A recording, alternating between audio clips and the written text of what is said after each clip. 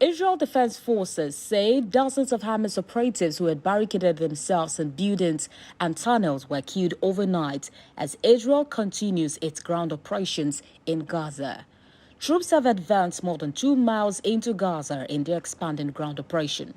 The military says it killed dozens of Hamas fighters overnight and struck targets in northern Gaza as part of its expanded ground operations. The UN warns civil order is deteriorating in Gaza after weeks of bombardment with people breaking into warehouses to take survival essentials. Israel's offensive has crossed the red lines, Iran's president said, as the UN National Security Advisor also warned of an elevated risk of war expanding into a broader Middle East conflict. The UN Security Council will hold an emergency meeting where the United Arab Emirates will seek a resolution on a humanitarian pause. Pro-Israel supporters held a rally on the sands of Santa Monica in Kharkiv on Sunday. A demonstrator spoke passionately on our belief that Israel will wipe out Hamas. I tell you what we're going to do with Hamas. There won't be any Hamas eventually.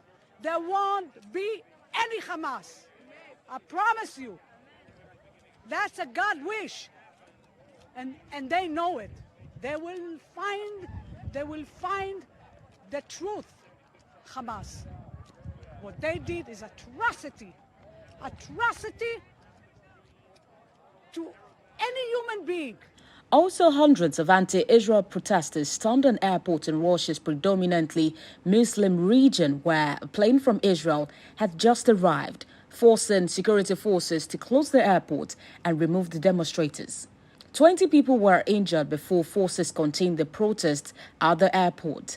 The passengers on the plane were safe as the unrest continued. Meanwhile, the UN Relief and Works Agency for Palestine refugees in the Near East said that thousands of people had broken into some of its warehouses and distribution centers in the central and southern areas of the Strip, taking wheat flour and other basic items for survival. Israeli airstrikes have caused extensive damage to hospital departments and exposed the residents and patients to suffocation. The Palestinian Red Crescent Society also accused Israel of deliberately launching the airstrikes next to Gaza's city's second largest hospital, with the aim of forcing the medical staff, displaced people, and patients to evacuate.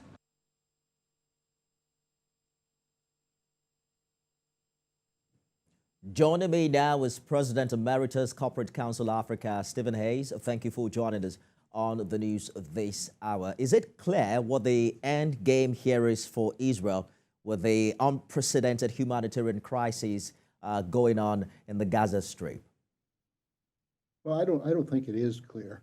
I think that there are several competing impetus, I suppose, to end this. But the declared result is that Hamas will be eliminated. I think that's going to be very, very difficult, if not impossible. Just how far Israel will go is still for question, and I think that certainly the strategy for Israel is to leave that as a question for others, rather than say their full plan. Some would say this is Israel committing the exact crime it's accused Hamas of. When you see the pictures and the video, are you convinced that that's what's happening here? I think that in any war, there are no innocent sides. Certainly in the killing in Gaza, there are innocents who are being killed. One would say it's not intentional. Of course, it's intentional in the sense that the bombs are meant to kill and drive out people. So I think there is really, it's hard to declare any innocent party in this in terms of the warring parties. So there's what seems the forced transfer of the Palestinian civilian population, and it's reminiscent of the 1967 war. Do you think a one-state solution has the capacity to provide sustainable result in this conflict? I think that the international consensus has been, at least verbally, if not in their hearts, a two-state solution.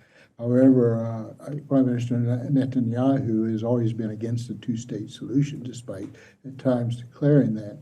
So whether a two-state solution is possible remains to be seen. Whether a one-state solution with everyone having a vote, I think that would be very, very difficult as well for Israel, because it would certainly increase the non-Jewish population of Israel, which would be a problem. So for Israel as primarily a Jewish state. So it's, and I do say primarily, there are certainly non-Jewish citizens that have the vote. Whether they would give citizenship to Palestinians, to me, remains in doubt. Well, the UN recently called for humanitarian truce, even though it's not binding, but it's considered to carry some political weight. And it also shows perhaps how the U.S. and Israel have been isolated internationally as to the way forward. When you look at the votes, 120 votes in favor, 14 voted against, including U.S. and Israel. How long can the U.S. and Israel take this position against the world? I understand the vote. It would be hard not to call for humanitarian assistance. I certainly support humanitarian assistance as soon as possible. The reason the U.S. stayed out was because the resolution refused to condemn Hamas. But I think humanitarian concerns overrun and override any political considerations at this stage. What is happening is going to kill far more people. Already 3,000 children have been killed. Women, at least 2,000 women, according to the reports. So I think that there has to be humanitarian assistance very soon. There are a number of people a number of interests that are not helping this at all, either besides the UN vote indications.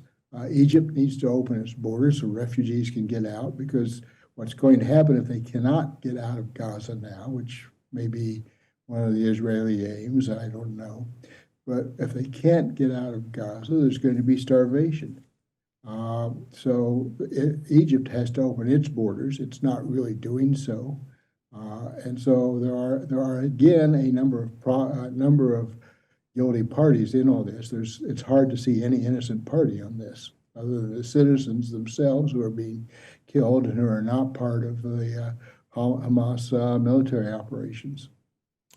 It's hard to tell whether the complete destruction of Gaza is going to completely obliterate Hamas, as it's being peddled in some parts of Israel. But I guess there are still interesting days ahead, and the world must intervene. Thank you for talking to us, President Emeritus, Corporate Council Africa, Stephen Hayes. Thank you.